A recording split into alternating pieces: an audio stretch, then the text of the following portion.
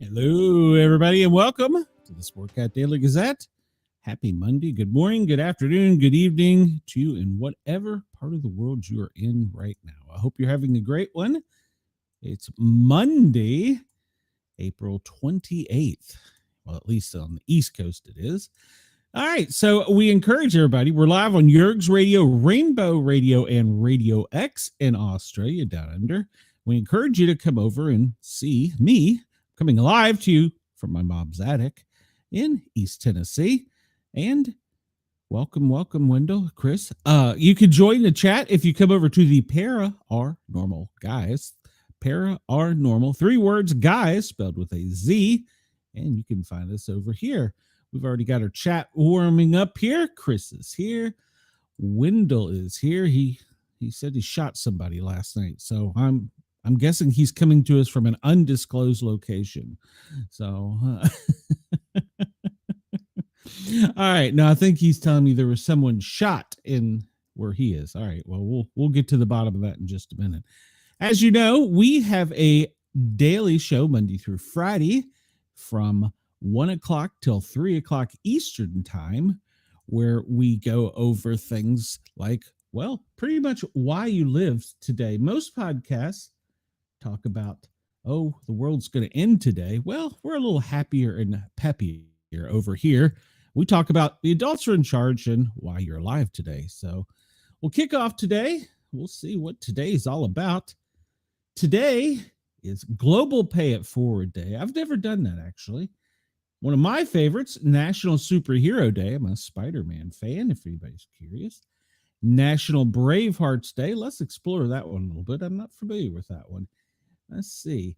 Navigating through cancer is hard and often scary. Families who have children with cancer need a good support system, but don't know where to turn. However, there is hope for families struggling with childhood cancer through a cell phone app called Spotlight Hope.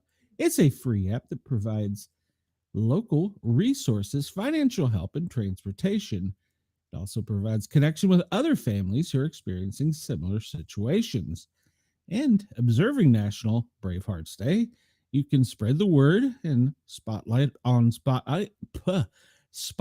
Hope and post on your social media. And you can suggest the use of Spotlight Hope to a family you know that is dealing with childhood cancer.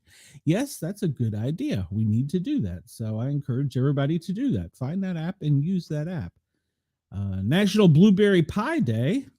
Interesting. Maybe I can talk my mom into making me a blueberry pie and bringing it to me up here in the attic. I don't know. We'll see. It's a National Great Poetry Reading Day. I'm not such a fan of poetry, but that's okay.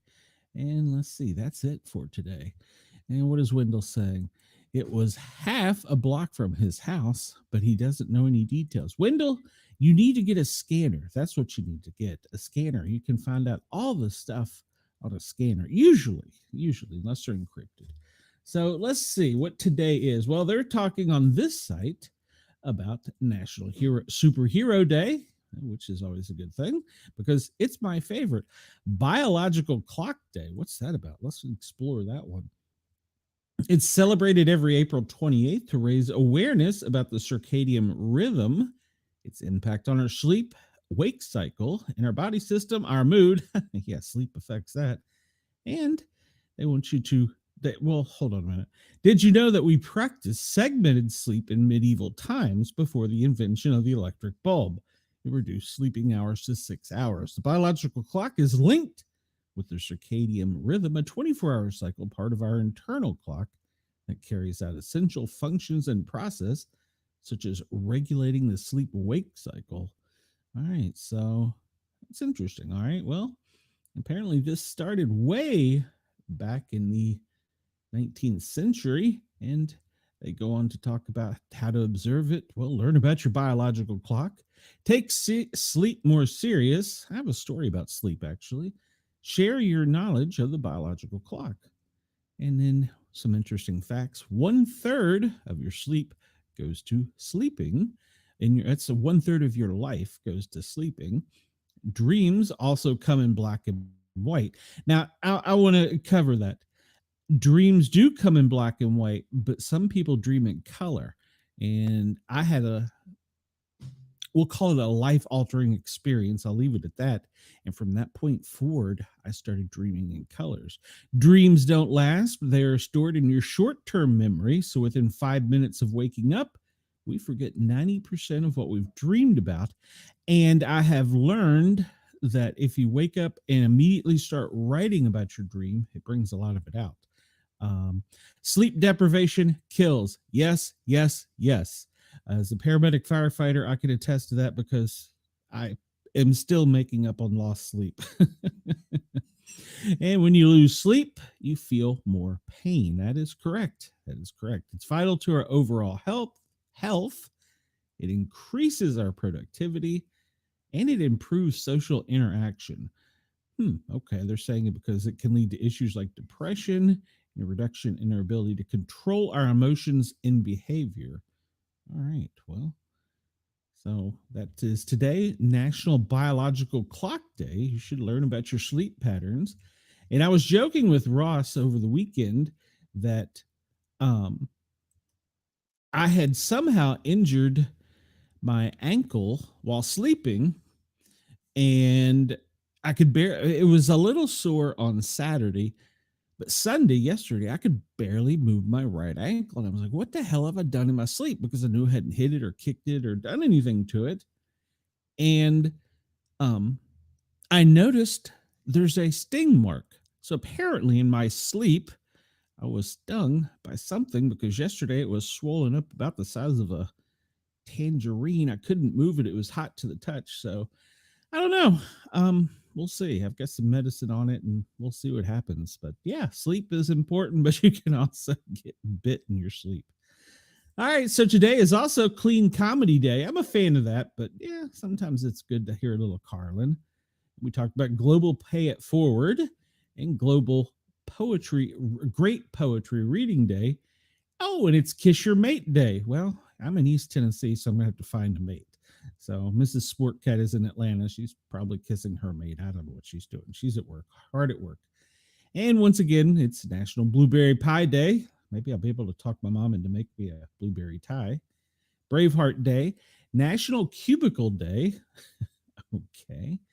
And it's National Franklin Day. So if you know a Franklin, say hello to Franklin.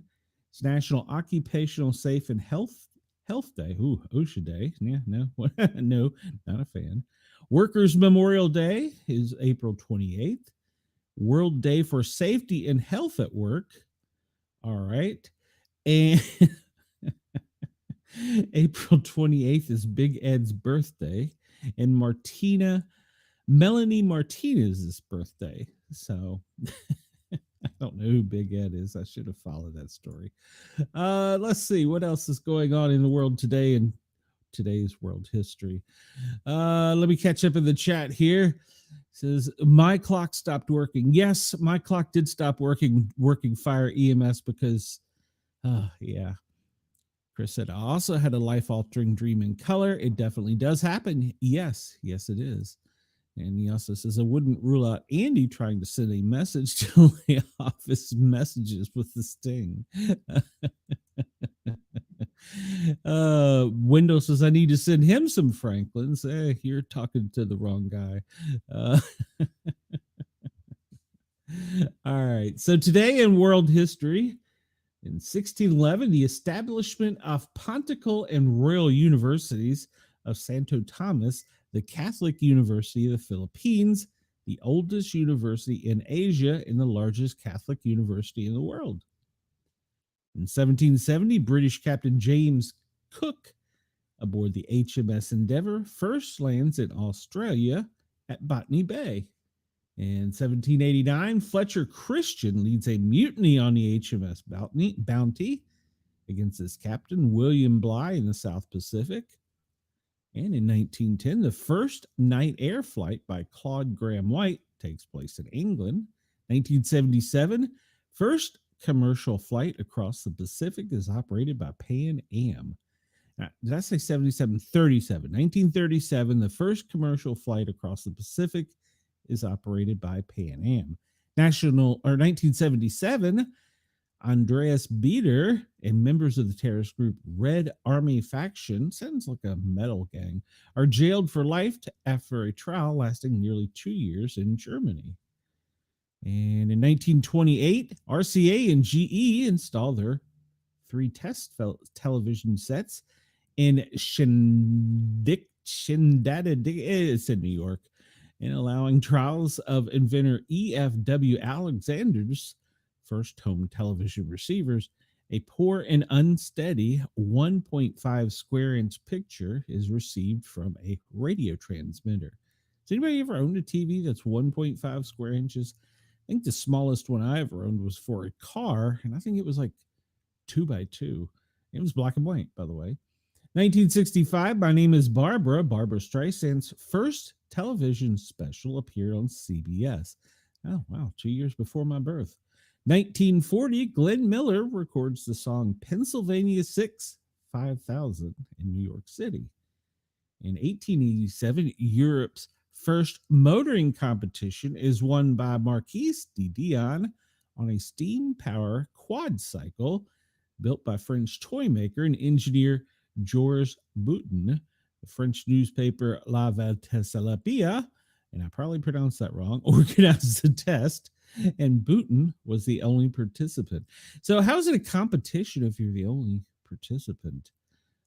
2003, Andre Agassi recaptures the world's #1 ranking to become the oldest top-ranked male in the history of the ATP rankings at 33 years and 13 days. And let's see. Famous birthdays: Edward IV, James Monroe, Antonio de Oliveri, I don't know who that is, Oscar Schindler, Harper Lee, Saddam Hussein. Why is that important? Celebrity birthdays today: Carolyn Jones, Jay Leno is 75 today, Too Short is 59, Penelope Cruz is 51, Jessica Albi 44, and Melanie Martinez is 33. All right. Fun fact about today: Shrek, the sheep from Taras, Central Otago, New Zealand, is finally shown live on TV after 6 years avoidance. The fleece weighed 27 kilograms or 60 pounds. Okay. Famous weddings: in 1180, Philip II of Francis marries his first wife, Isabella of Hyant at Bombay. I don't know. 1774, Chief Justice John Jay wed Sarah Van Bro Livingston. It says she was 17 and he was 28. In 1868, painter Peter Paul Cézanne weds Maria Hortense. Famous divorces: Princess of Rock and Roll. The Princess of Rock and Roll, Lisa Marie Presley, separates from musician Danny Kaye in 1994. Let's see. Famous deaths today. Nobody I really know, so we'll skip that. And they're talking about popes. Oh, Lord. That all starts on May 7th when they start the election cycle for popes. So, all right, who is joining the chat here? Brenda. Welcome, Brenda. Welcome. Glad to have you here. We may need your advice or opinion here later in a bit. I want to lead off the story of today with yesterday's news, or actually, I think it happened. Well, we'll go over it in a second. Kansas City paramedic stabbed to death by a patient he was trying to save. Shanetta Bossel stabs Kansas City paramedic Graham Hoffman to death trying to save her. Should a female patient with a spate of recent violent crimes have been out, is the question. By this article is coming to us from the Scallywag and Vagabond. I'll have to do some research. I don't know that I've ever read a story from them. A preventable tragedy: a woman experiencing a, quote, episode along a Missouri highway is accused of stabbing a Kansas City paramedic firefighter who tried to help her when she was placed in an ambulance early Sunday in Northland and was being transported to the hospital. Shanetta Bossel, 39, appearing at Clay County Court on Sunday, was charged with first-degree murder, armed criminal action, third-degree assault, and resisting arrest. Bossell is accused of stabbing and killing Kansas City firefighter paramedic Graham Hoffman, and a judge has set her bond at $1 million. A court document stated Kansas City, Missouri police officers were being sent at 12:40 a.m. on Sunday to Missouri Highway 152 in North Oak to check on the welfare of a person in the area. The officers found Bossell walking on the shoulder of Highway 152 in Missouri, just east of North Oak.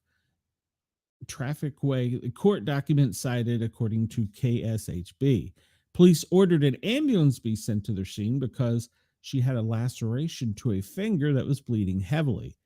Kansas City, Missouri Fire Department paramedics talked to Bossell and determined she wasn't trying to hurt herself and did not want to go to the hospital, according to court documents. Police officers offered to give her a ride home, but she turned down those offers. She changed her mind after that and agreed to go to the hospital in ambulance. Officers told the fire department paramedics they would follow the ambulance to the hospital, according to court documents. At 1:25 a.m., the driver of the ambulance turned on the unit's emergency lights, jumped out of the driver's seat, and ran to the back door of the ambulance, according to court documents. The driver yelled to the police officer following behind him, "She has a knife." The officer said he saw a struggle between Bossell and Hoffman and immediately called for more officers to the scene. The officer said Bossell jumped into the ambulance driver's seat, trying unsuccessfully to put it in drive. A struggle ensued between the officer and Bossell as he tried to grab her legs. The court records say she slipped from his grip and ran to the back of the ambulance, where the officer cut her off. The officer said Bossell got back in the driver's seat again.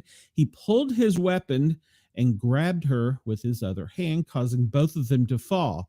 The officer said Bossell bit down on his arm hard as he hit her in the back of the head with his weapon so she would stop biting. Meanwhile, the ambulance driver was trying to keep Hoffman alert, that's the paramedic, because he was becoming non-responsive.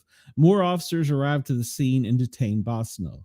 A second ambulance arrived to take Hoffman, who had suffered a life-threatening stab wound to the chest. It was directly to his chest. It was to his heart, according to court documents. The knife believed to be used in Hoffman's murder was found in the walkway between the cab and the rear of the ambulance.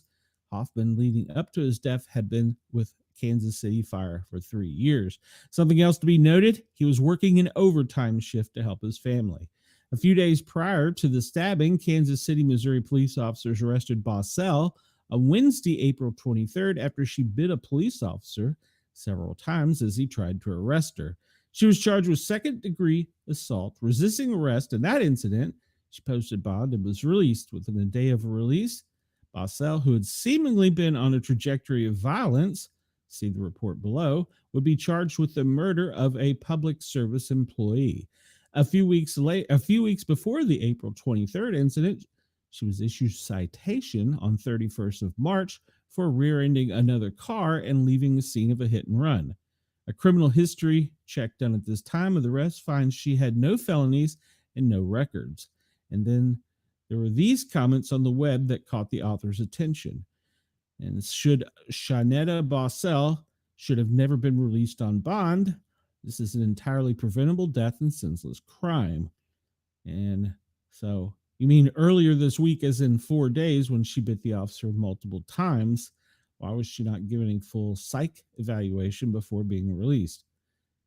They want to blame this on mental health. I thought there always more than one EMT in the back of the ambulance. No, unless it's a critical patient. And it seems to me that during the struggle, the second time while she was trying to steal the ambulance where she was biting him, this is my opinion, he should have discharged his firearm and solved the problem right there. That's because I am biased because it was a firefighter paramedic killed, and that is my opinion. So that is in my opinion only. Chris says it's incidents like this that piss me off when Monday morning quarterbacks start second-guess police shootings after the fact without all the details. Every damn call risks their lives. Yes. Brenda agrees with Chris. And Brenda says, lock her up and throw away the key. Well, yeah, there is that. So with this story, we're just going to verify this. This comes from Fox 4 out of Kansas City, and they talk about the same incident. Stabbed the patient. The patient was stabbed. The paramedic was stabbed by the patient he was transporting.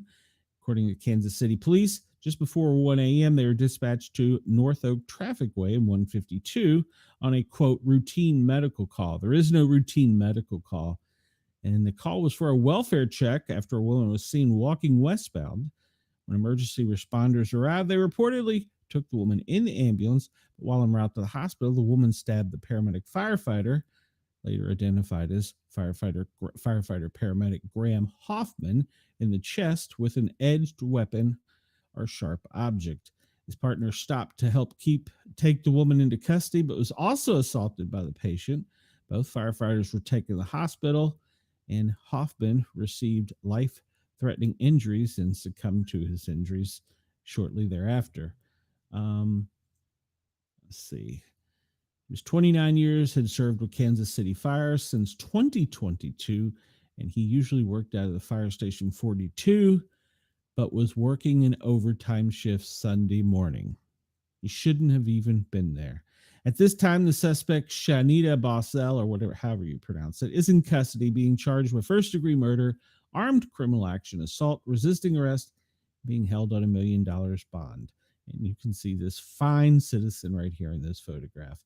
She is in custody at the Clay County Detention Center earlier this week and was out on bond when she allegedly killed Hoffman. She was charged with an incident with assaulting an officer previously. And they go into, during the news conference, they promise to support the family, blah, blah, blah. There's many steps ahead as we evaluate.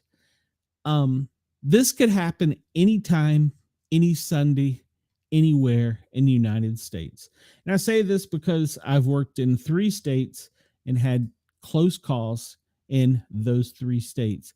And there, towards the end of my career, I decided that before anyone got into the back of my ambulance after an incident that occurred that had anything that could be close to a violent nature, I would call for PD and I would have them frisk them because of this exact thing. And there was also an incident a few years ago, and I think it was in California, where a person on the side of the highway was taken into an ambulance and pulled a gun and shot a firefighter paramedic in the back of an ambulance. This is not new. This is something that should be done. We are not taught as paramedics. We're taught to defend ourselves, but we're told that we can't do anything too aggressive. But there's also the motto of I'd rather be tried by 12 than carried by 6. So there has to be a cutoff, and the paramedic has to usually make the decision. Sometimes it pisses the cops off because the cops don't want to do their job. Sometimes it pisses the patients off because, well, they don't like the invasion of their privacy. Well, if it comes to my safety in the back of the ambulance or a firefighter paramedic safety, then I see no problem with it. But who am I? And unfortunately, there are no rules or regulations that say that that's a thing. And if you do that, you can be disciplined by your station officers. Just saying. Not that that has happened to me. None of my station officers ever disciplined me, but you can actually call for police for any reason. All right, so speaking of the police, over the weekend, Columbia County in Georgia, Deputy Sheriff Brandon Sykes was killed in the line of duty. He was shot and killed during an attempted traffic stop before exit 194 and Interstate 20 near Augusta at 6:30 p.m. Him and 3 deputies were trying to serve a domestic violence protective order on the subject. At first, the man was compliant, but when the deputies arrived, he fired on them. Deputy Sykes was mortally wounded. Another deputy was shot in the face. 2 deputies returned fire. One of the deputies gathered the injured deputy through a barrage of gunfire and transported him to the hospital, where he is in critical condition. That's the other one. The suspect attempted to flee in his camper, but was stopped on the highway hours later.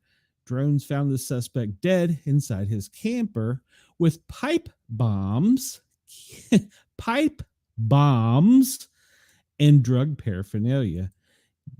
Deputy Sykes had been with the Columbia County Sheriff's Office for 7 years. He's survived by his wife, who also works for the agency. So the story is a little confusing there because it says he was shot and killed during an attempted traffic stop, but it said that they were injured while serving a domestic warrant. So was it a traffic stop or was it? Either way, it was bad, but I don't know. He was shot with a 9mm, and the bad guy is dead. So, not really sure how exactly that played out because the story says two different things there. But at any rate, Deputy Brandon Sykes was killed in the line of duty April 26th on the side of the highway. So our thoughts and prayers go out to the department. All right, so we're going to hop over to Florida and find out. Over the weekend, Florida authorities declared a mass casualty incident in a boat crash near Clearwater. This comes to us through the NPR and the Associated Press. Clearwater, Florida. One person has died. Several were injured Sunday when a boat crashed into a ferry off Memorial Causeway Bridge and then fled the scene. The Clearwater Police Department posted on X that there were multiple injuries and the crash had been declared a, quote, mass casualty incident. And the definition in public safety of a mass casualty incident is pretty simple. It means that the number of responding units are overwhelmed by the number of patients and it will take more resources and you have to call for help. The Clearwater Fire Rescue Department declared that due to the number of injuries. Exactly. All of those injured were aboard the ferry, which was carrying more than 40 people. Police did not provide any information about the person who passed away. The ferry came to rest on a sandbar just south of the Memorial Causeway Bridge. All patients and passengers have been removed. Police did not immediately provide any information about the boat that fled the scene. Authorities did not immediately provide the number of those who were hurt. All local hospitals have been notified. Multiple trauma alerts have been called, with helicopters transporting two of the more seriously injured patients. Videos on social media showed several first responders rushing to the scene with lights and sirens. You think we just run out there? Police caution drivers to avoid the area. The U.S. Coast Guard, Florida Fish and Wildlife Conservation Commission are investigating. So we'll have more information on that. That come to us from NPR. And our next story, well, we'll follow up a little bit on the mass casualty incident. One person dead, others left injured on the boat, rammed into the ferry. We know that. And we know about the X posting, and two of the more seriously have been transported by helicopter. And the city of Clearwater said in a post on X. AP reports the ferry came to rest on the sandbar just south of Memorial Causeway Bridge, and all passengers along with the crew were removed.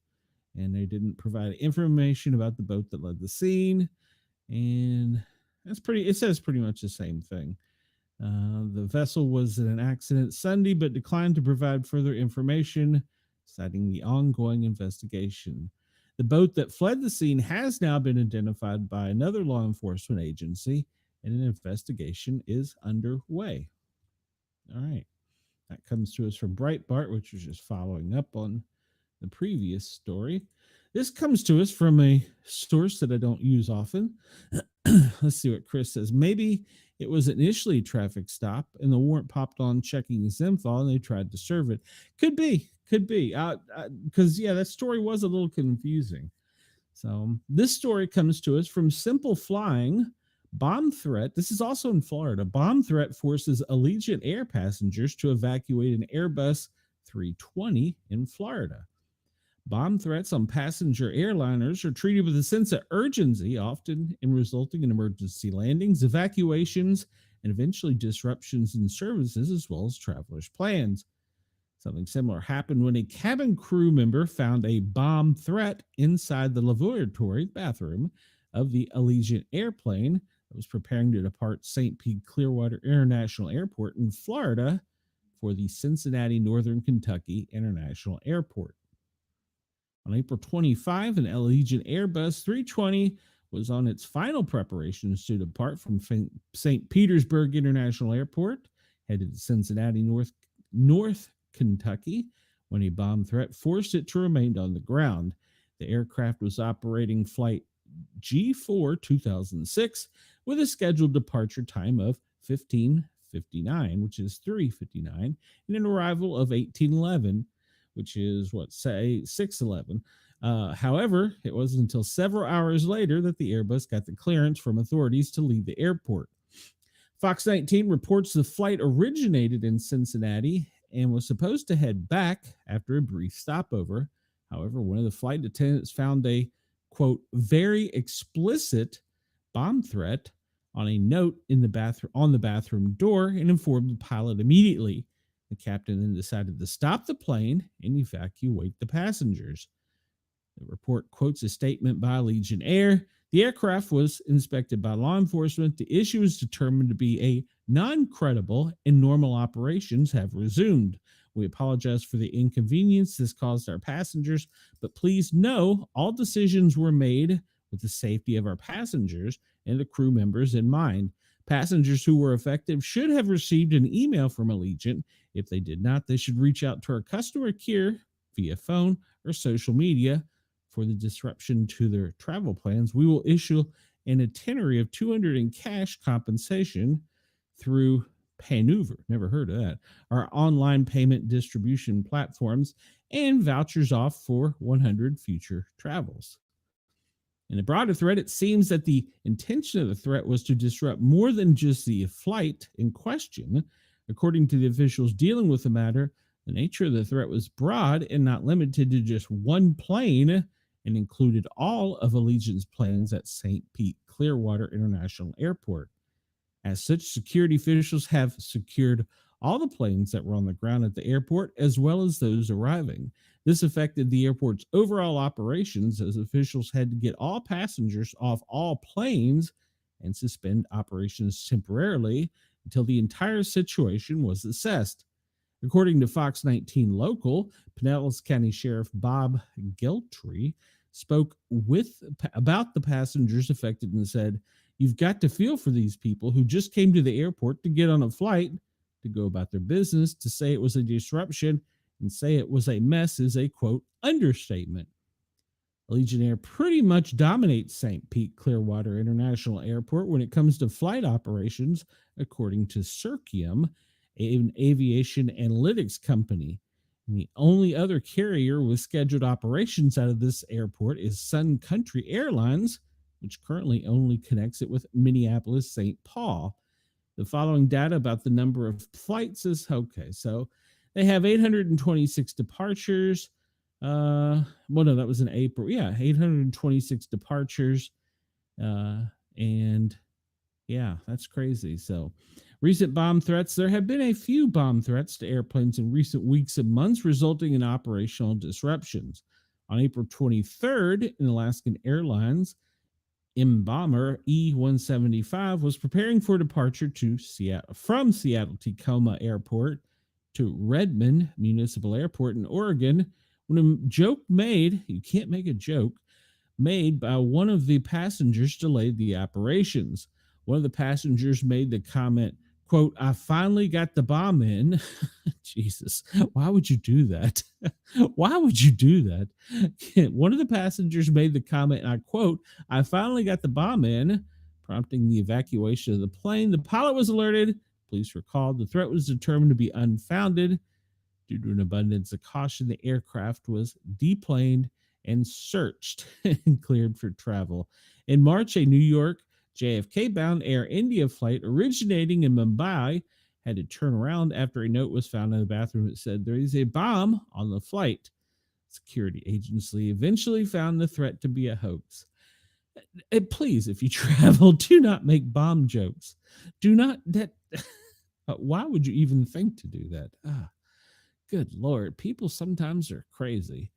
Uh, Chris said, "I hope to be cool enough to have my face on the tail of an airplane someday." Well, just don't joke about being on some other way. Good Lord. Why would you do that? People never fail to surprise me. Also, over the weekend, police fatally shoot one after shooting in South Carolina tourist town Myrtle Beach, injured 11. Myrtle Beach, South Carolina. This comes to us from the AP. A shooting in the popular South Carolina tourist town of Myrtle Beach left 11 people injured, and police fatally shot one person, according to authorities. Myrtle Beach's responders responded to a disturbance involving multiple individuals Saturday night in which someone began firing a weapon. In the statement, the department said that based on the immediate threat level, an officer then shot one person who died from the injuries. Myrtle Beach Mayor Brenda Bethune told WBTW TV the officers responded appropriately. The Horry County Deputy Coroner identified the person shot as 18-year-old Jarius David, according to WBTW TV. Our officer saw what happened, and when he saw the altercation was taking place and a gun was being shot, the officer responded very quickly and, in my opinion, saved lives, according to the Horry County Deputy Coroner Tamara Willard. Last night could have been so much worse.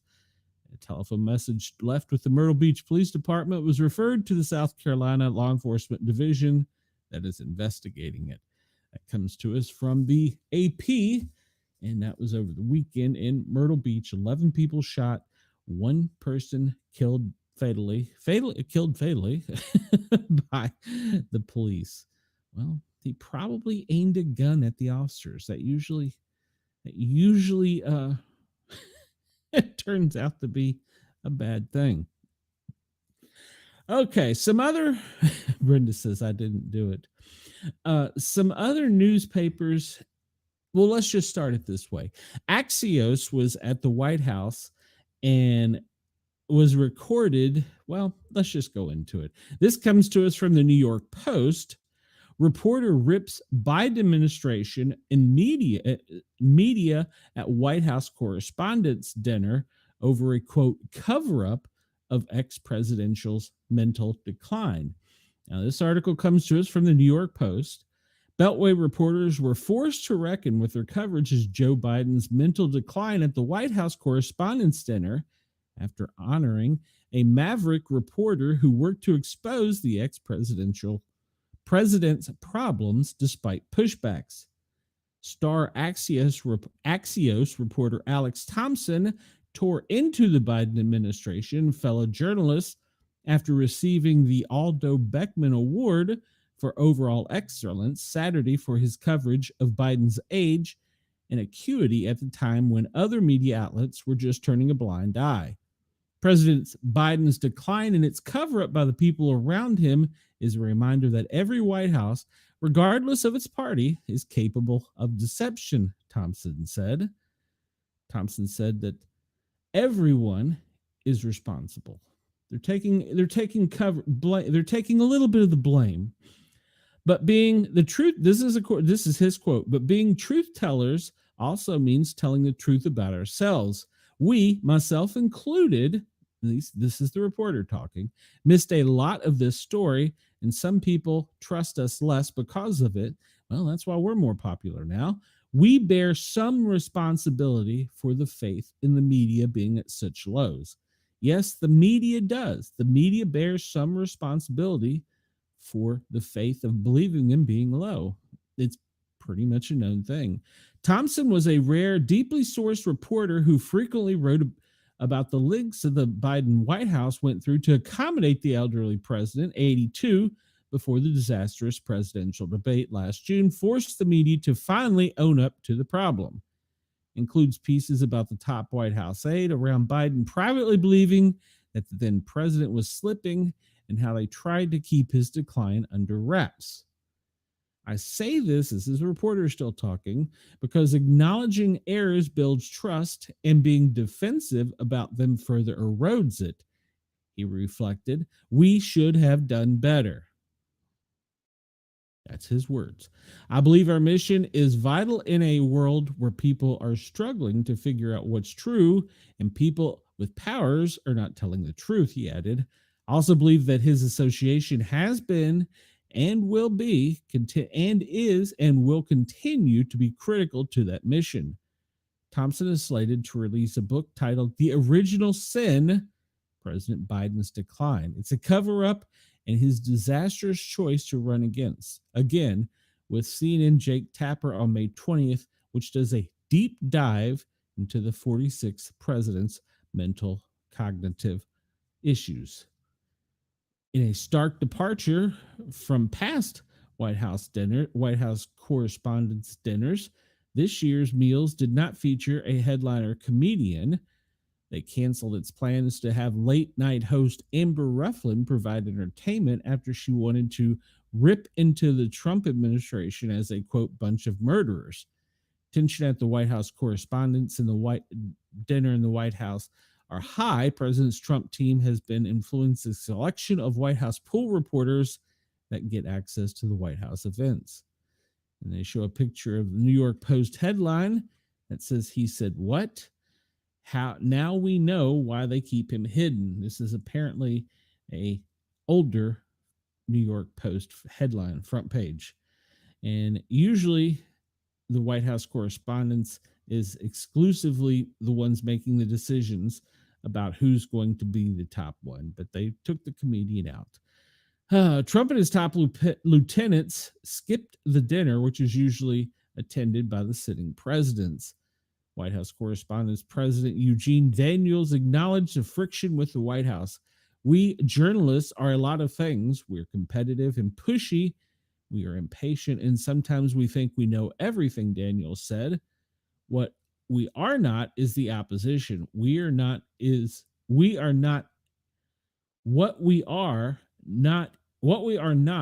should be a comma there. What we are not is the enemy of the people. What we are not is the enemy of the state." Okay, well, this article just said two separate things. The Axios reporter saying they should take responsibility, and then at the end of the article, a newspaper reporter from the president of the White House Correspondents Association stating that they are not those things. So, which is it? That article comes to us from the New York Post. Now we'll slip over to Breitbart, where some people believe leans a little bit more to the other side. Chris says, "There was nothing wrong with Biden mentally until we needed him out. Then there was. Now that we don't." Hold on a minute. "There was nothing wrong with Biden mentally until we needed him out. Then there was. Now that we want you asking why we covered it up, we are saying he was never mentally declining. Again, equals the media." Exactly. And go away, Twitch person. You are pretty much worthless. So, all right. So we're going to go back to the Breitbart article. "The regime media still believe they can gaslight the American people into buying the blatant lie they had no role in covering up Joe Biden's painfully obvious mental cognitive decline, even though the same media were the volunteer infantry in that shameful and shameless cover-up." And this author comes to us and says, "Last week I wrote about the media's refusal to reform as a gift. Saturday night was Christmas. Yet on Saturday, the irredeemable corporate media used the White House Correspondents' Dinner to laughably try to gaslight us with an all-new, bright and shining lie. As we recall, the legacy media first gaslighting tactic is to protect Biden was to tell us that our eyes and ears were lying. No, no, no, no. These lying degenerates assured us that Joe Biden is sharp as a tack. This is the best Biden ever. For nearly 5 years, despite numerous pratfalls, speeches, and black kids and blonde-legged hair." What the heck? Meandering comments, I guess. Short stares on Air Force One, and countless public incidents, including mumbling, bumbling, crumbling, tumbling, stumbling, and fumbling. Sounds like a Dr. Seuss. Over and over again, who dared question his mental capacity. Oh, let us never forget the Orwellian term cheap fakes attached to any legitimate video of Joe Biden acting like a Memory care resident looking for a bathroom with a load in his pants. Oh my God. And now we come to my favorite, the very week, debate week before all of Biden's palace guards and all of Biden's Trump haters realized Humpty Dumpty could no longer be put back together with their lies. And we got this beauty from CNN, and he's showing a post on X from the CNN reporter that said that he was different. Fast forward to the Saturday's self-regarding wankathon, and the lying friars are still lying to us. It's a new lie. We didn't know Joe Biden was a vegetable. We are all too gullible, too trusting. The White House fooled us. President Biden's decline and its cover up by the people around him is a reminder that every White House, regardless of his party, is capable of deception. Very true. We, myself included, missed a lot of the story, and some people trust us less because of it. This is Alex Thompson from the Axios. Oh, that's funny. All right. So, anyhow, he won an article for his outstanding reporting on it, but then they backpedal and say, we were fooled by the White House. So now that the regime media can no longer bottleneck the truth through its monopolistic hold on communication and allowed for memory holing of its endless sins, this is how it works in the new world media. There'll be no redemption, no moving on, no accepting of apologies, and no forgiveness without the acknowledgement of sin. Without confession, there is no absolution, which means we will be throwing the sharp as a tack hoax in their smug faces at every opportunity until the sun dies. And what happened Saturday night at the White House Correspondents' Dinner, the furthering of this lie and the corporate media blatant, well-documented role in the cover-up only made it worse. And they go into listing a list of stories there that you can go to their story website and see. Wow, they really go deep on. They dug deep in that. I don't have time to read every one of those, but if you want to go to Breitbart today on their front page and find the headline, lying media use the White House Correspondents' Dinner to continue lying about their role in the Biden cover-up. They do a deep dive on some of the stories that the media is currently still failing us in. So you can go look that up on Breitbart. What button did I push? Don't push that button again. Oh, I see what I did. All right, so we'll continue onward. We're going to be running out of time if we don't hurry. How fitting. Illegal alien arrested in the theft of the DHS secretary's, which is Secretary Noam's, purse. Man has been arrested in the Easter Sunday theft of National Homeland Security Kristi Noem's purse. And wouldn't you know it, he's in the country illegally, according to U.S. Attorney Ed Martin. Suspect was taken into custody in Washington on a Saturday afternoon, but his name and the country of origin have not yet been disclosed while he waits a court appearances. That's expected early this week. Police are on the hunt for his accomplice, another illegal immigrant into the U.S., and are suspected the suspect, the two are part of a large East Coast robbery crew. This was not an amateur. This was a person, a thief who knew how to do this. You can see how he scouted out the room, and this is according to White House Police Chief, where he scouted out where she was, where she was going to be, and was victimized. The investigation is being handled by a joint crew of DC and Secret Service police. Given the suspect's illegal entry status, Immigrants and Customs Enforcement has also entered the investigation. Investigators don't think she was targeted because of her position, only for her outward display of opulence. There is no indication it was because of who she was. Frankly, they were thinking it's a nice-looking purse. Nice-looking purse was a large Gucci B Gucci B shoulder bag that retails for about $4,400. There were more riches inside, including a $600 Louis Vuitton Clements purse and $3,000 in cash. contained her DHS badge, her passport, driver's license, credit card, blank checks, medicine, and her apartment key. Attempting to justify the stack of cash, DHS told the New York Times that her entire family was in town, including her children and grandkids. She was using the cash withdrawals to treat her family to dinner activities and Easter gifts, undercutting the rationale the $3,000 was in the purse for other reasons.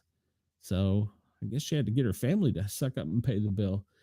She is known for flashing money around on a March visit in El Salvador's notorious terrorism confinement center, where the Trump administration has sent suspected illegal gang members.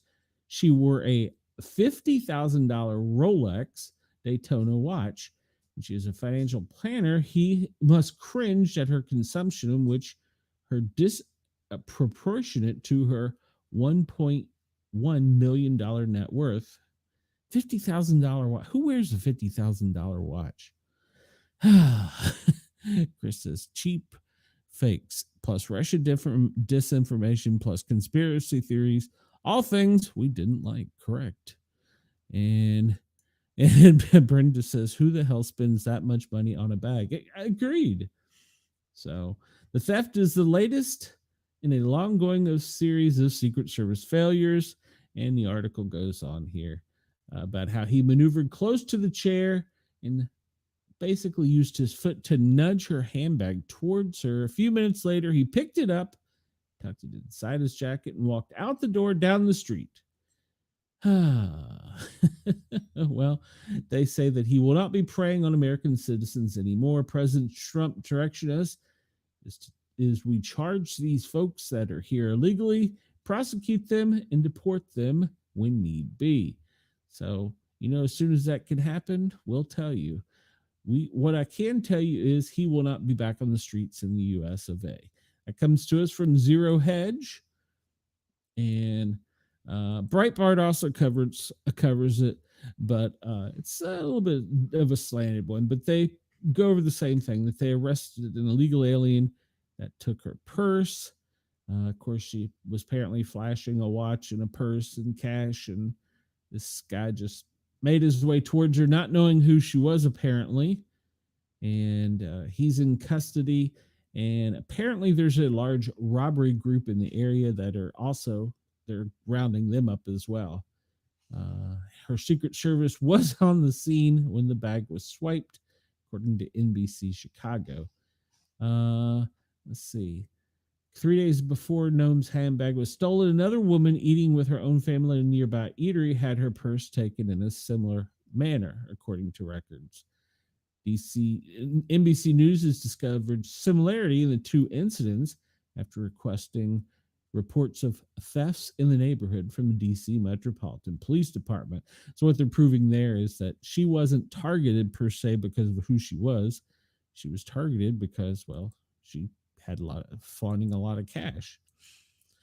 Maybe you shouldn't do that. yes, Chris. I couldn't post other ones that I tried to, but I found some good ones.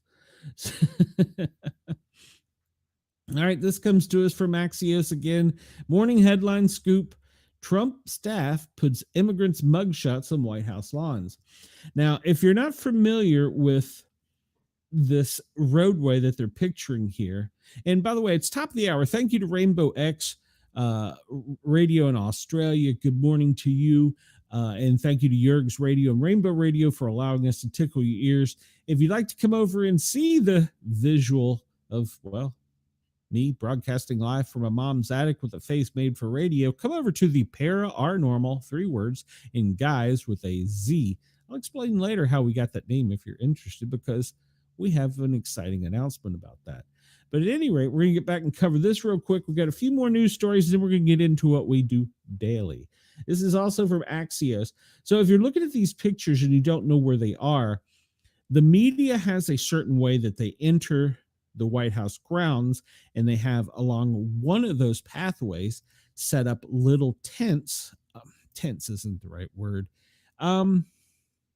What's a better way of saying it?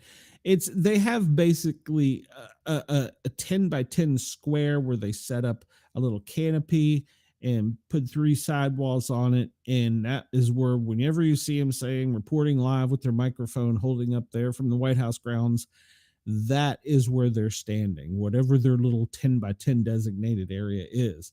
Well, the Trump administration this morning, or late Sunday, began placing dozens of posters of arrested unauthorized immigrants along the White House driveway.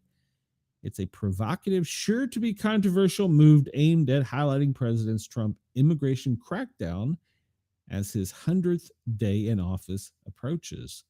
So, driving the news, the posters, which read "arrested," specify various criminals linked to the pictured immigrants and have White House official logo at the bottom. The roughly 100 posters were being placed strategically along, quote, Pebble Beach, where TV news crews do their live shots in front of the mansion. A White House official told Axios the intent is for the poster to be visible behind the TV journalists reporting from those positions. Posters positioned near the West Wing claim to show unauthorized immigrants arrested for first-degree murder, sexual abuse of a child, kidnapping and rape, murder, rape of a child, and distribution of fentanyl.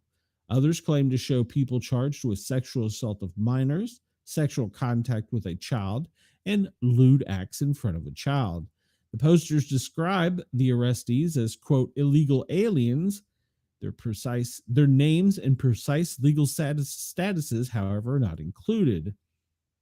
Zooming in, the gambit is among the series of attention-getting moves that Trump team is making to pull off this week for his 100th day, falling on Tuesday, tomorrow, despite Trump's slide in various polls recently, including on the economy and immigration, which have been his strongest issues. Trump team continues to see immigration and his support of mass deportations as a political win. You can expect the White House to tout the many promises made on the campaign trail that have been fulfilled in the president's first 100 days. An official told Axios the posters at the White House show some of the worst illegal immigrants and criminals the Trump administration has arrested since taking office. The poster display comes as the administration is under fire for its harsh treatment of some arrested immigrants, its questionable deportations, and moving against judges who disagree with its policies.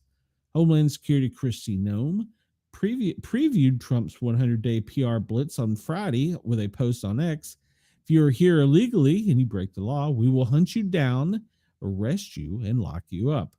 White House border czar Tom Homan is scheduled to host a press briefing Monday morning to highlight the administration's effort. The big picture, Trump's overall job approval rating at this point in his presidency is the lowest of any president in 80 years, according to an ABC Washington Post poll released over the weekend. His numbers have been falling across the board, but immigration remains his strongest issue, according to the Associated Press, NORC, Center for Public Affairs Research Survey. 52% said Trump's deportation policy was either about right or hadn't gone far enough. Overall, 46% said they approved of his handling of immigration, about 10 points higher than he registered on the economy and trade. All right. Even so, Trump's support on immigration appears to be softening. And so they go on to talk about all of the stories from the first 100 days in office of Trump's immigration policy. And let's see. We'll just scan these headlines real quick. Yes. Please like, share, and subscribe to get all the latest news on the lovely Kristi Noem right here. That's according to Chris. Come over to the Para or Normal Guys and like, follow, share, and subscribe. We'll just kind of hit these headlines from here on out. Over 100 migrants, service members arrested in a major illegal nightclub raid as part of an investigation of drug trafficking, prostitution, and violent crimes at an illegal underground nightclub in Colorado Springs. Over 100 illegal immigrants and more than a dozen U.S. active duty service members were detained in a drug enforcement operation on Sunday morning. Newsweek reached out to DHS and DEA outside of normal business hours on Sunday and got no response. Well, Colorado came to national attention last year during the presidential election when the video of an alleged gang member freely searching apartment complex in Aurora prompted immense public outcry. Police in Aurora confirmed that the video was part of evidence to show how the Venezuelan criminal gang Tren de la Gragua is connected to crimes in the city, highlighting that Colorado faced crime from South American gangs and adding fuel to President Trump's anti-immigration platform. Let's see. So DEA Rocky Mountain Sunday morning posted a video of an operation that took place at 3:45 a.m. local Colorado Springs as hundreds of federal agents descended on a nightclub and began arresting patrons. Account posts shows that the agents blocking a few men who tried to flee, holding them at gunpoint and telling them to get on the ground. And the multi-agency enforcement operation, along with local and federal departments early this morning have taken more than 100 illegal aliens into custody. Weapons have also been seized, of course, drugs. The agency later said that 200 people were inside the club, and ultimately 114 illegal immigrants have been placed on buses for processing and likely deportation. Additional video posted on X by Denver 7 chief investigative reporter Tony Kowalski showed the scene from afar with dozens of law enforcement vehicles cordoning off the area, and he counted roughly 100 different law enforcement officers executing the operation. Authorities found pink cocaine. Wonder what the difference in pink is. Maybe they put that red dye in it. Evidence of prostitution, multiple firearms as well. And a dozen U.S. more than a dozen U.S. active duty service members were identified among the patrons at the club or were working security. And there's been no public comment made about this. The U.S. Army Criminal Investigation is now investigating. Interesting. So apparently some of our troops were there. Okay. Well, they should be prosecuted as well. That's right. Wendell wants you to join Sportcat's Daily Gazette. We won't really go over this. This is from Homeland Security. You can go read the release. We've pretty much covered everything they're saying about the border policy, celebrating its 100 weeks. Gordon Ramsay's house. Welcome back, Brenda. I didn't know you were gone. Trump profile pics look like he dipped his head in cotton candy machine. Well, I should try that. Gordon Ramsay's home was surrounded by police following reports of gunfire. Gordon Ramsay's home in L.A. This comes to us from the Today's Military News. Gordon Ramsay's home in Los Angeles was surrounded by cops. Reports that a gunman had opened fire. Gordon Ramsay's home was surrounded by police after a prank caller told cops they heard gunfire in the top chef's mansion. Ramsay is the latest Californian-based star to be targeted by a swatting scam. The 58-year-old chef's residence was swarmed by armed cops earlier this week. They were called at 8:40 on Tuesday to the chef's mansion in Bel Air. An unknown individual said that a gunman had opened fire at the residence, but cops in LA quickly established that the reports was a hoax. Neighbors confirmed that nothing had happened. Sources tell TMZ that Ramsay was not even at home, and PD has put it down to another swatting or hoax call, trying to get a major response. So they've launched an investigation in the probe, and this is not the first one this month. There have been several other celebrities that were also swatted. Bill Belichick. Do we need to put out a silver alert on Bill Belichick? Because his girlfriend, Jordan Hudson, is really clamping down, taking control of all of his social media, his media reports, and everything. Because during an interview on CBS, she totally interrupted the interview and shut it down because she didn't like the way the questioning was going. Article, you can go over to People Magazine and read the full article. It's quite interesting. All right, so we also have today breaking news coming out of Ohio. The Rock and Roll Hall of Fame class of 2025 is including Outkast, Soundgarden, and Cyndi Lauper. Yes, that's right. The Rock and Roll Hall of Fame has announced its 2025 class of inductees. Group of performers receiving the honor includes a 1960s hitmaker who spent decades advocating for his own induction, a trailblazing Southern rap duo, and a 1980s flamboyant pop superstar currently on a farewell tour. Each of these have created their own sound and attitude and had a profound impact on the culture that helped change the course of rock and roll. All right, let's see if we can get a complete list here. Bad Company, Chubby Checker, Joe Cocker, Cyndi Lauper, Outcast, Soundgarden, the White Stripes, not familiar with them. And let's see, Music Influence Awards to Salt and Pepper, Warren Zevon, Musical Excellence Award, Tom Bell and Nicky Hopkins, Carol Kane, and the Albert something award is to Lenny Warmunker. All right, so there you go. The Sun, if you, yeah, I kind of Soundgarden, yes, well deserved. Chubby Checker, well deserved. But Outcast, yeah, I don't know. I guess I don't know if it is or not. So, any of you that were following the Deion Sanders and his son Shadiq story know that the NFL draft kind of left him, well, to the very end, and he ended up going to Cleveland. God give him strength. But at one point in time, he was pranked, and I'm going to do a separate video on this and post it later as a short, just as a funny my opinion on it. But apparently, the son of Atlanta Falcons coach is apologizing for pranking him. So what you have to understand is the way the draft occurs is they set up an area. If they're not there at the actual site, which was in Green Bay this year, they set up an area and they got other family and friends and their gang members and blah, blah, blah. Their homies, everybody is there.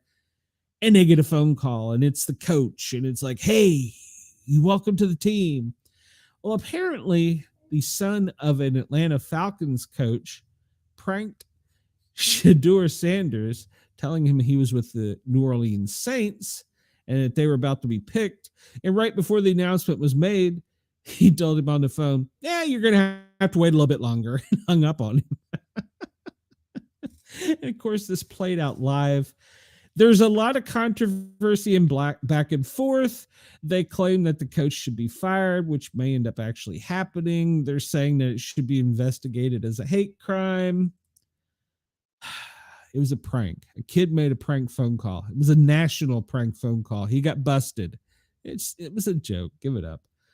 All right. And then I'm just not even going to cover this, but this is on NPR. It's about a man, and I don't know why I didn't do this, made six figures selling anti-Elon Musk stickers. He made big bucks selling stickers. I should do this.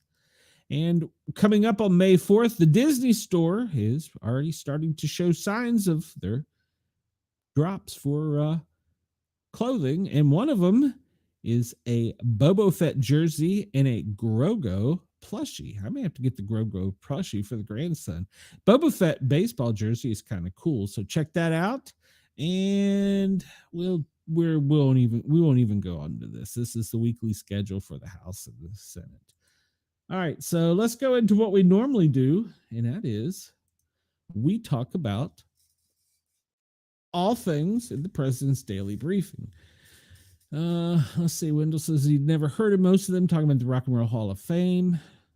Strong Shorts apparently wants turkey gravy. Well, okay.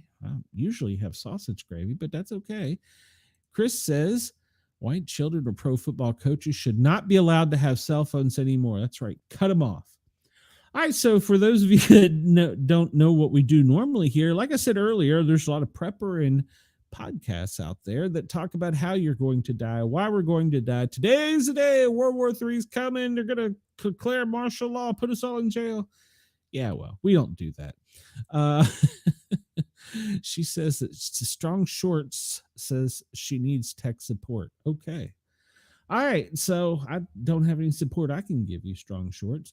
One of the things we cover, we usually start out with after we cover our news. And Monday we were a little heavy on news, but we cover the daily operations briefing for Monday, 28 April 2025, as of 8:30 a.m. Eastern Time from FEMA. Now, we don't get the secret mojo stuff that the president does. If you do have some and you want to tell us about it, bring it. We'd like to hear it.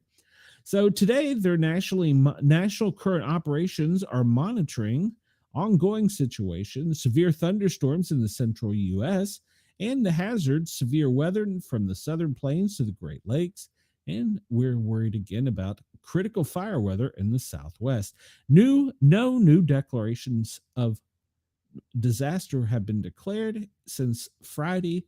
And the big thing right now is severe thunderstorms. Severe thunderstorms are expected to affect central U.S. There's a moderate risk of severe weather for parts of Minnesota, Iowa, and Wisconsin later this afternoon and into the evening. There's a potential for strong tornadoes, large hail. There's been hail reported already up to, I think, DVD size, and damaging winds already, but there's a potential for even stronger hail, stronger tornadoes, larger hail, and damaging winds. It's impacting about 5.4 million people, including the Minneapolis St. Paul metropolitan area. The slight risk of severe weather extends from Midland, Texas, and the plains of Texas, all the way up to Michigan's Upper Peninsula. So they say that hail scattered up to 1 to 2 3/4 inches in diameter, damaging winds and increasing tornadic threat. And so the FEMA regions 5 and 7 are all monitoring, and the emergency operations centers are open. And so they've put it up for severe weather outlook. The highest outlook is up towards the top of the country, where they're talking about the tornadic activity is going to be increased as the summer sun heats up the day. And later this afternoon, tornadic activity can extend pretty much all the way across the top of the Midwest into the Ohio Valley, later extending even possibly up into Maine. Tuesday, that threat will be up into the New Hampshire, Vermont region, which is unusual for them to have any chance of severe weather risk up there. Winds, yes, but otherwise, no. So they're worried about concerns from Texas all the way up to Michigan of severe weather, with the worst potential being around Minneapolis, St. Pete, back down towards Texas. And then that's going to continue all day. So the severe thunderstorms, pretty much Minnesota, South Dakota, Illinois, Indiana, Missouri, Kansas, Oklahoma, and Texas are all under the gun today for the severe thunderstorms, but the worst possible is to the northeast, and still in the higher elevations of Montana, Idaho, Wyoming, Nevada, Utah, and Colorado could see some mixed precipitation. It snowed in Vermont over the weekend. So let's see. Tuesday, they're talking about the same chance of storms, mainly from Texas eastward into Tornado Alley over Arkansas, Missouri area. And then Wednesday again in Texas, pretty much from Texas to Memphis. It's going to be crazy.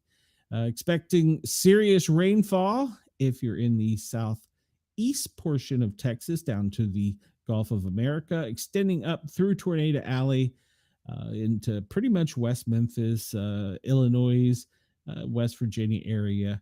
And in the top of the country with that line of storms, you can expect up there some serious rainfall. Fire weather outlook for today. Well, pretty much all of New Mexico, portion of Texas, Oklahoma, extending over towards the Four Corners. And then we talk about the space weather outlook. Well, there's nothing significant, and the only impact is the normal area in the middle of the Atlantic. Let's see. So that's pretty much it from FEMA. We'll jump over next and see. Close that window. We'll jump over next to the next thing we talk about is the president's daily schedule. Let me catch up here in the comments. Let's see. Because I got a little bit behind. Welcome, Uncommon Soul. And Brenda said she needed technical support also. And Wendell wants to know, Where are you? I'm in Alabama. Okay. Brenda, yes, that is right. It is not good weather for you. So I think that was all of it I caught up on in the chat. If you have any questions, you could always message them to me. Otherwise, all right, so they had an earlier press call. Normally it's 9 a.m., but they called the press in at 8 a.m., 8:30 for a press briefing by Carolyn Levitt and Tom Holman has already taken place. That was at 8:30 a.m. Then the president and vice president in the private dining room will have a lunch closed to the media. 2 o'clock, the president meets with the Speaker of the House in the Oval Office. That is also closed to the media. 4 p.m., the president participates in a visit of the 2025 Super Bowl champions, the Philadelphia Eagles. That will be on the South Lawn by only pre-credentialed media. I would imagine my friend Penguin 6 will be there. I should talk to him and see if I can show some of his stuff on my channel. 5 o'clock, the president signs executive orders focusing on restoring law and order and securing the homeland. They haven't exactly told us what those are, but we can tell you that it is closed to the press at 5 o'clock. So we'll report on that tomorrow if we get anything out of it. So that's the president's schedule for today. You can find that at whitehouse.gov.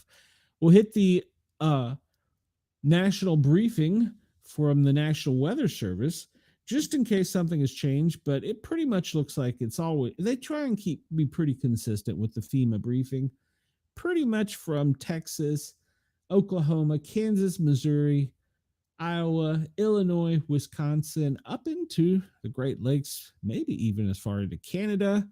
That's severe thunderstorm possibility. And then everybody pretty much from Wyoming over to the New England corridor can expect some rain of some sort, even down into the south. It's not going to be a soaker in the south. Some pop-up storms in lower Alabama, Georgia, and Florida. Tomorrow, that risk of storms increasing in Texas, Oklahoma, and Missouri, sweeping over to Arkansas and Tennessee. Later in the day with Kentucky, West Virginia, the Ohio Valley, up into the northeast, into the upper New York region in Pennsylvania as it moves eastward will increase throughout the day.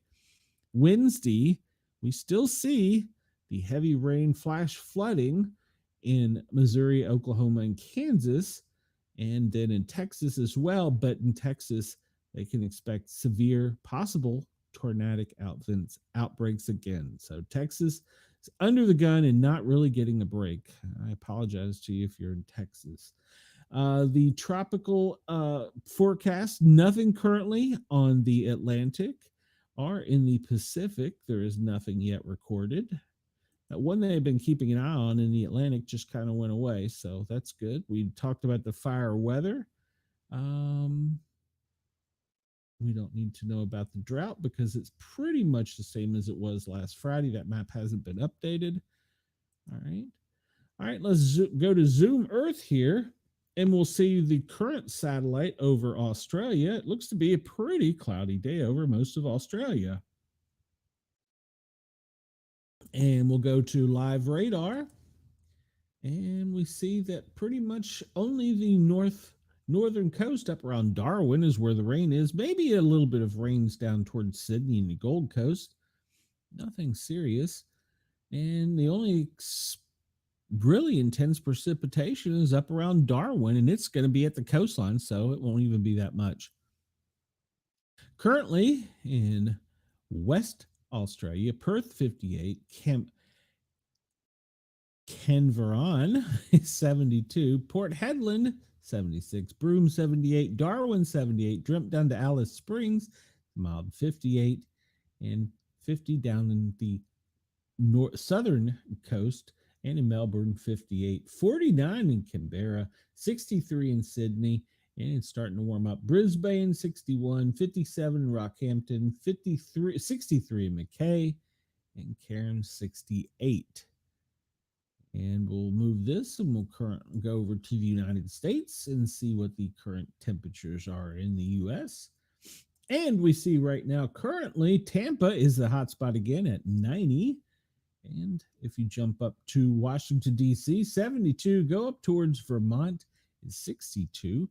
Going over to the Ohio Valley region, you got Columbus at 74, and then Detroit at 70, Louisville 79, Atlanta 75. I believe it's about the same here in Knoxville. It says 75. Memphis 84, where that little heat wave is coming up. Chicago 73, St. Louis 81. And skipping over to Sioux Falls 74, Omaha 78, Kansas City 74, 76 in Tulsa, Dallas 78, 80 in Lubbock, 85 in Odessa. Houston, did I tell you it was 85 there? And it looks like it's kind of cooler out in the west.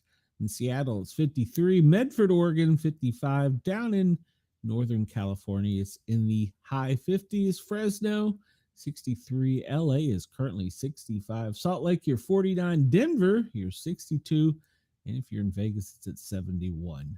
So that's a look at the current temperature. Let's look at the satellite and see, well, that little ridge of dry weather or dry air is coming off the Pacific down off the coast in that area in New Mexico and Arizona, and the panhandle of Texas is where the fire weather is concerned because of that. Otherwise, you're looking at that storm front going across the top of the country with the cloud cover. Let's look at the radar, and we'll see. Intense storms are pretty much up in Thunder Bay right now.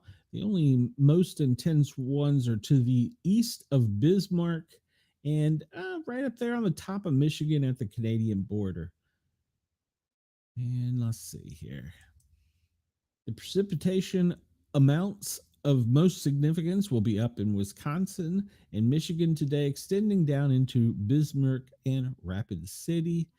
And what else have we got here? All right, let's jump over to the current weather map. We showed the storm that's up in the north Midwest. Total blank there, sorry. We can see that there's lots of winds advisories up in the Bismarck area, and that storm is pretty much on top of Bismarck, extending to the northeast up into Thunder Bay and top portion there of Michigan, a little section of Michigan where, well, you're got to go to Canada to get to. We see a tornado watch just west of Minneapolis, and that watch extends all the way down almost to Des Moines.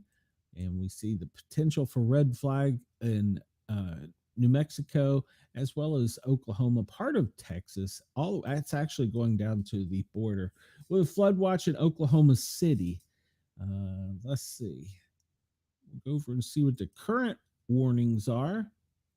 And a flood advisory in Puerto Rico, Minneapolis, Minnesota, a severe thunderstorm warning, flood advisory in Arkansas, Tennessee, Mississippi.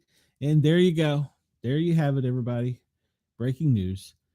14:25:54 local expires at 14:35:54 local. Monitoring message only. Please disregard. It's your hourly Maryland test message. It has been received. We got it. Minnesota is severe thunderstorm warning. Arkansas, Mississippi, Tennessee flood advisory. We talked about that already. Florida special weather statement along the Dixie coast. That's probably for winds. Small craft advisories. That's up around Maine. And a flood watch in Montana and Wyoming. And Connecticut, Massachusetts, and Rhode Island have a special weather statement. That's talking about as the storm moves across the country today and extends up into the northeast, you can anticipate more severe weather than they're used to up there. Let's see. So gale warnings, back to the flood warnings. Beach hazards on California and Malibu. What are the beach hazards? Breaking waves up to 6 feet high. Dangerous rip currents due to a southern swell and high winds. Rip currents can pull swimmers and surfers out to sea. Yes, that's correct. Don't do that.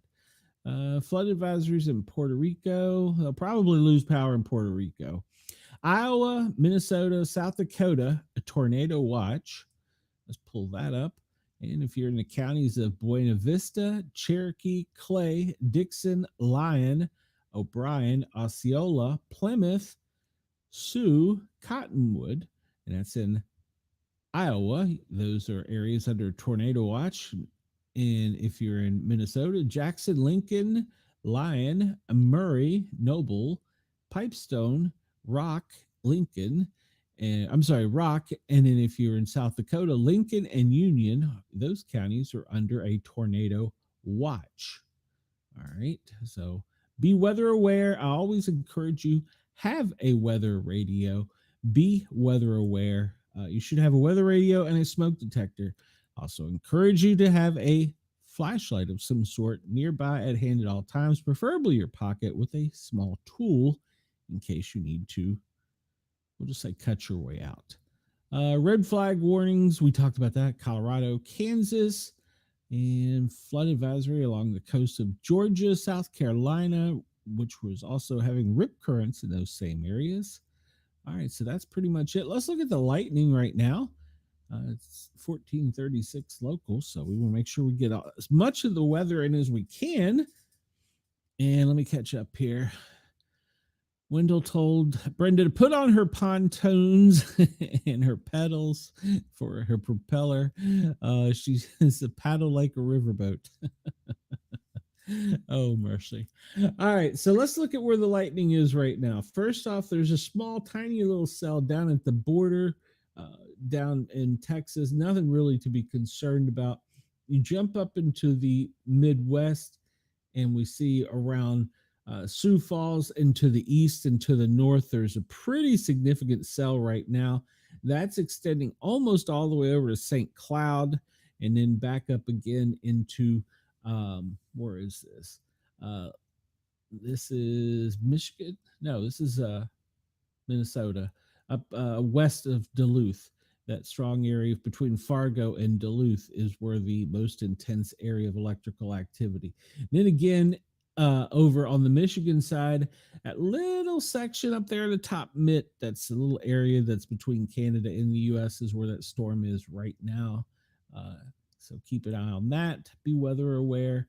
And if you hop down to Florida, there's a small cell just just west of Jacksonville over the Osceola National Forest that's got some activity to it. Otherwise, that's it. Most of the other activity is off the coast. It's even east of Bermuda. East of Bermuda. Good Lord. Let's figure this out. We'll go down and look into Australia and see what their lightning activity is and see that pretty much the continent is not having any electrical activity at the time. You can go to lightningmaps.org and see that in real time for yourself. The wind map, we'll show you the bigger wind map here in a second. The reason this is important, if you're flying the turbulence along the middle portions of the country, it pulling that dry air out of the Pacific up into the New Mexico, Texas, Oklahoma area for the dry weather. But the real reason we're watching this today is because the turbulence and the energy it's pulling up out of the Gulf of America as this storm will eventually make its way east, affecting far areas up to the northeast as Maine, Vermont, New Hampshire, up in there. So keep an eye on that. But this shows right now just the main winds being pulled up along the Gulf of America and the turbulence from the Rockies. That's the main story at the moment. Oh, thank you, Brenda. I appreciate that. I would like to do that. All right, so I'm going to refresh this because currently we're not showing any power outages in the lower 48, Alaska, or Hawaii, or where is that? The Virgin Islands. Don't know about Puerto Rico. Apparently, they just don't care on poweroutages.us about Puerto Rico. Yeah. Wendell says rain in South Alabama, just north of the Florida line. All right, we'll go to the Air Now, which is the government website telling you what your air quality is. And it looks like for the west side of Florida, it's a sucky day air quality wise. The only breaks are Jacksonville, Orlando. Otherwise, even down to Miami got sucked in. Pretty much South Georgia, South Alabama, Mississippi, lower Mississippi. Your air quality is not that great. Texas along the Gulf Coast of America up to Austin. And then from the El Paso border, it extends all the way up almost to Kansas City with poor air quality. It all looks to be moderate today, but as with all pollutants, remember, If you need to, stay indoors if you're sensitive. Look at my favorite map, which I never believe compliments of the Weather Channel. Did they ever change this thing? Compliments of the Weather Channel showing our tree pollen. And well, we look and see if Virginia, Southwest Virginia on the east side of the Appalachia is where the worst tree pollen is. There's a little bit of break here in East Tennessee. The Valley has got a little bit of break. It's a code orange, not a code red day in the Valley. And then back across the middle sections of the country, it's broken up by the Rocky Mountains. But then you can see along Northern California, all the way up the coast into Oregon and Washington. It's poor. So there's your tree pollen allergy map. Weed pollen, pretty much non-existent. Grass pollen, well, like it's still getting warmer in the south, so that's from the south extending northward. Breathing index map today. Well, wow, that's important today. Just no thank you. Why that's important today as well. If you have difficulty breathing or you're sensitive, you should stay indoor. It looks like Anniston, Alabama, over Alabama is the worst area, extending up into northwest Georgia, Chattanooga area, and any other areas back around the Four Corners. Those four states, well, it's pretty much poor breathing quality for today. Where is the aches and pains map? And I don't know that I understand this map, but it's from the Weather Channel, the aches and pains map. It looks like if you're in the Texas Panhandle, sweeping up to almost, well, actually over into Canada and back around is where the highest aches and pains are for today. Let's see. We looked at all that. Yes, we did. And what do we have next? Talking about air quality, we're talking about forest fires. Let's see here. Rain in South Alabama, we said that. And Wendell says, I was told California is going to have a big earthquake soon. Who did you hear that from, Wendell? Who prognosticated that? All right, so this map comes to us from, well, the USA Today. It's their tracking of wildfires in smoke. And we see that pretty much from Southwest Virginia across all the way actually over the Four Corner states down to the Gulf of America, all of Florida, that even extends up into the Midwest. Well, you've got some smoky conditions today. If you're in the Gulf of America on an oil rig, you can expect a smoky day. So we'll jump into the wildfires a bit more on this other map. This one comes to us from NASA and U.S. Forestry Division. Let's make this map bigger. And we see here that the concerned weather is over here on the Four Corners regions, Texas, and the Panhandle up in Colorado.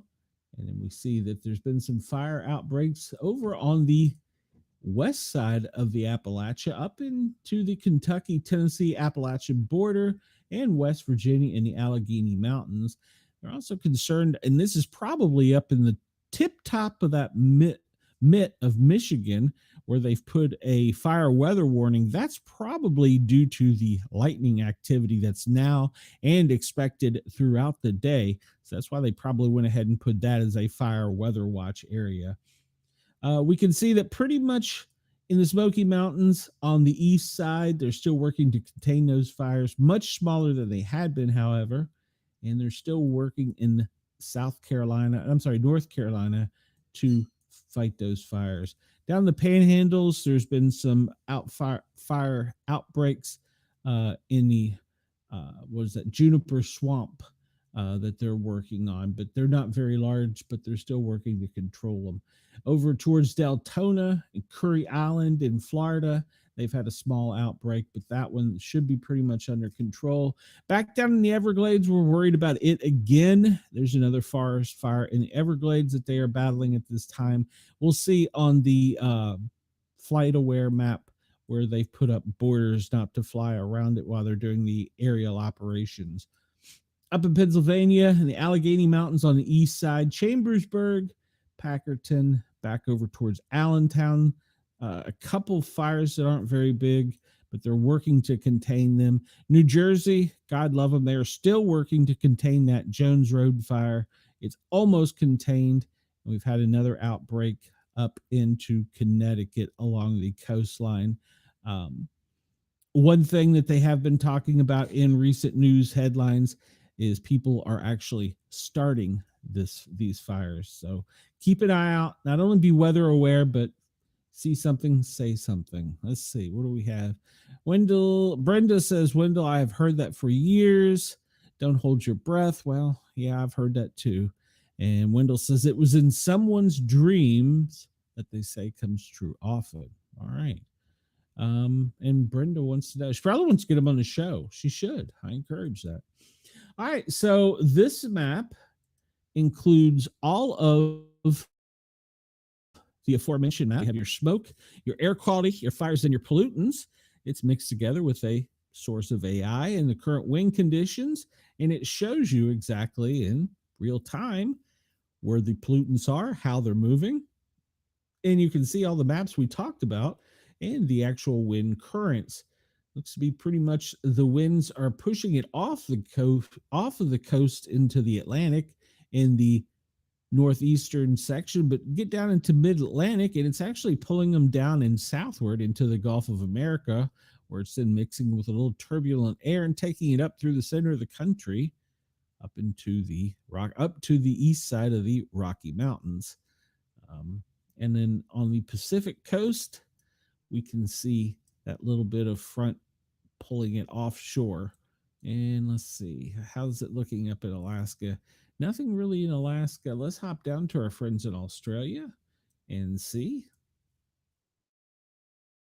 And it looks as though the fires from Melbourne up to the north, all the way actually to the almost to the southwest. I'm sorry, northeast tip of Rockhampton, good Lord, is from where that little band of fires, the air, zoom in here, the air is pushing from the south, bringing all those smoke driven winds up to the Gold Coast and out over Rockhampton. That's what I was trying to say. Otherwise, it looks as though much of the country, a little bit of Alice Spring kind of south, it's a light pollutant kind of day, but most of the air is coming off of the south side of the island back up to the west, where it's pushing the smoke from those fires over in Broome, Kintara, off to the west. All right, that is your air quality map. And that is, if you're a flat earth viewer, we can also make this into the big, beautiful round globe, where you can see it, how it is on the globe, for those of you that believe in the globe theory. Brenda.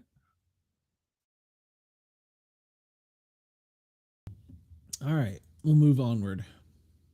We're pressing for time here. And that is pretty much, this is currently the 3D AI vision of actual, why do I push that button? Actual wind movement in AI and your intensity on the big, beautiful, perfect globe. Pretty much as we described earlier, you can see it pulling from the south up over to the Rockies, where it's meeting that turbulent weather in the northwest. That's where that area is going to cause the storms the most later today, as it gets that energy and moves to the northeast, eventually up into Maine, Vermont, New Hampshire, where it can still have some energy to it left. So be weather aware there. Jump down to our friends down under and look at their current wind.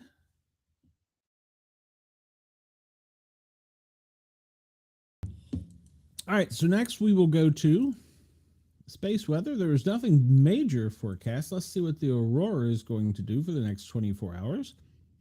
And visually, it's showing us that it'll be up along the top of Canada and won't extend down into lower 48 at all, even into Alaska. So the aurora is going to be pretty much only if you're in northern Canada.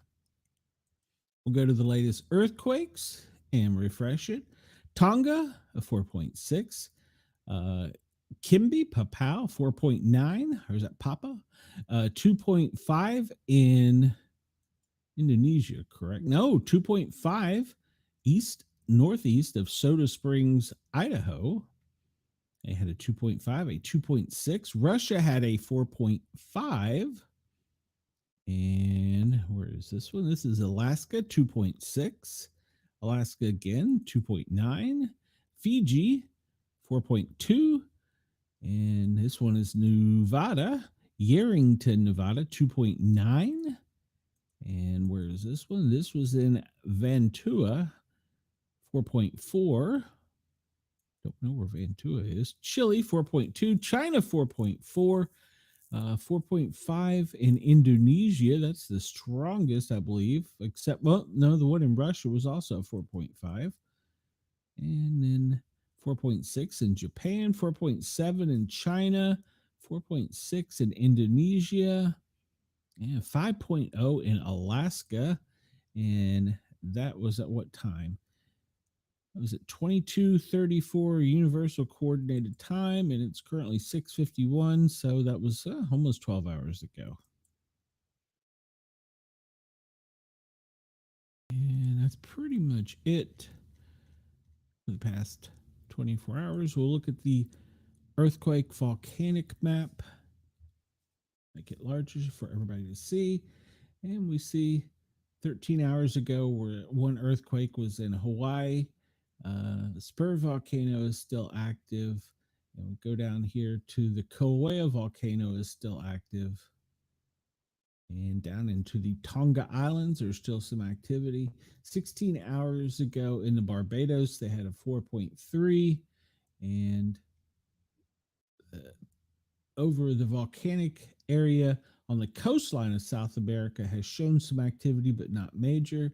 19 hours ago, 4.3 in central Peru, 4.6 in Bolivia. 13 hours ago, we'll hop over here to the east. In Australia, you're pretty clear, but to the north of you, up around Papua New Guinea, there's been some activity with the Bagana volcano. It doesn't look as serious, though. And then 2 hours ago, a 4.2 in Fiji Islands earthquake, and 3 hours ago in Vanuatu, a 4.4. So it's all to the north and east of Australia is where all the earthquake activity is. All right, we're running out of time here. We'll update the measles real quick. 2025, this is updated April 25th. There are now 884 cases of measles in the U.S., and we see that the majority of them are 19 and younger, and with the 20 and plus age group only taking a 30% of the action. So 884, there's only been, nope, they have changed. It is now 3 confirmed deaths in the United States. Let's see. And they're talking about 11% of those people have been hospitalized. This is historical. We'll skip that because we're not interested. We can talk about this tomorrow, but the influenza activity and the acute respiratory illness activity is pretty much starting to deteriorate across the South. Most of the country, over in the Midwest, it's still a little bit low, but as we warm up, that will start decreasing. We can look at tomorrow where they look at our wastewater and see the C virus where its activity is, and you can see the flu virus where it's starting to dissipate, and then they check the respiratory viruses as well. ER visits are down. Global events, well, we talked about earlier. The Philippines was the earthquake. Let's see, Bolivia floods, droughts in Central Europe. We talked about a lot of the forest fires. And let's see, real quick, events list. We're going to run out of time here, but in Hungary, a new disease is broken out caused by HUF, 10 million loss, says the minister. I don't know what that is. United States, New Mexico reports Texas measles outbreak has crossed its border. Oh, that's old news. Philippines, a dengue case is up by 42%. Alberta is in the midst of their worst outbreak of measles ever. China has new measles cases reported in Taiwan. Let's see. In Iran, there was a large cyber attack that caused an explosion.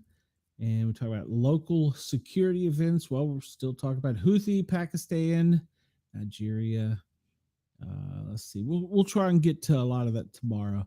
What do I want to go over here real quick as we go? Look up here and see if there's anything interesting going with the military flyers. And don't see anything too crazy. A lot of transport still, but they're moving. They're moving troops right now. This right here, I was told these Blackhawks along the Georgia down to Jacksonville, Orlando coastline. Not Orlando. I guess that would be Cocoa coastline. This is ICE. This is Customs and Border and Immigrations in those Blackhawks. This is what I was told. Let's see, and just a lot of troop movement and things going on. It is time to do a lot of rotations, moving the volunteer armies in from the National Guards and rotating them through their uh, yearly training. So it's time for a lot of that. So we'll see that. I'm trying to see if we have anybody up in the air that's pretty serious. Why is the Netherlands? The Netherlands is flying out of Denver. Interesting. Why is the Netherlands flying out of Denver? Let's see, it's KC-46, nothing really major there.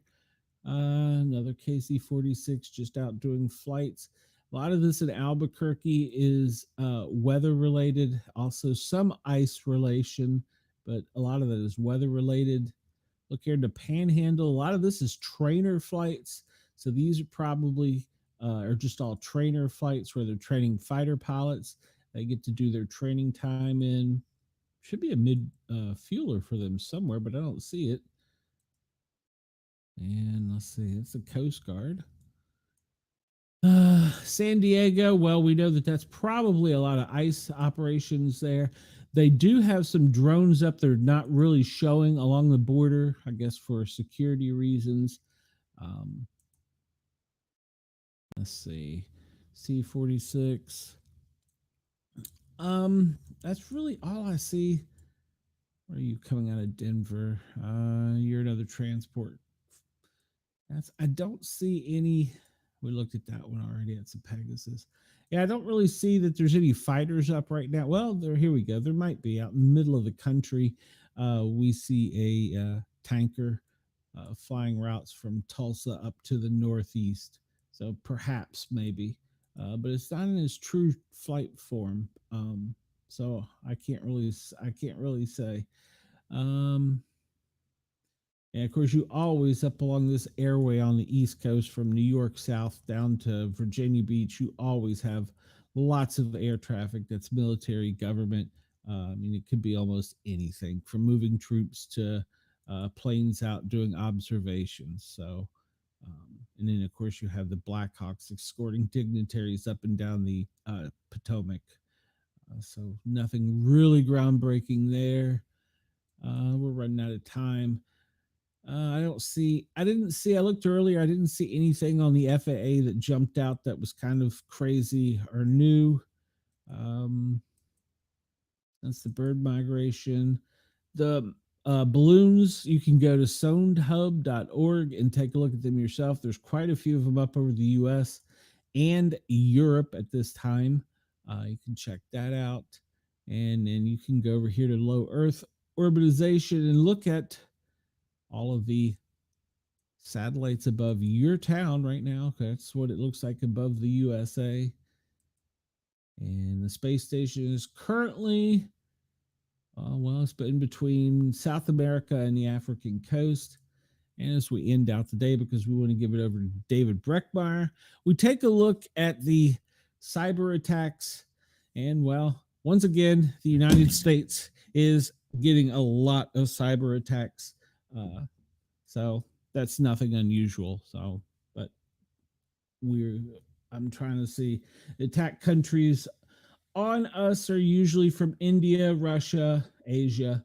So occasionally is Saudi Arabia. Red is an attack. Yellow is an infection. White is spam. All right, I'm going to turn this over to David Breckmeyer. It's his turn to take the helm on Yerg's Radio on Rainbow X. I appreciate everybody for tuning in to us. And I remind you that you can come over and check us out. And Denise said he will reach out to you on Messenger. Okay, I guess she's talking to me. Also breaking news coming up in the very near future, maybe as soon as this week on Radio X in Australia, we will be having the Para Our Normal guys live on Radio X in Australia. So we're looking forward to them joining our radio network. I think we're going to get it set up this week. But until tomorrow, I will see you guys then. Everybody have a safe one. Good afternoon, good day, and good evening to you, to wherever you are in your part of the world. I will see you soon. You can always message me at sportcat@protonmail.com. And of course, you can send me a message on speakpipe.com/sportcat. And hey, if you want to buy me a Mountain Dew, my PayPal and Venmo and Cash Apps, all in the show description. I need a Mountain Dew. Everybody have a great day. I'll see you soon. Sportcat is out.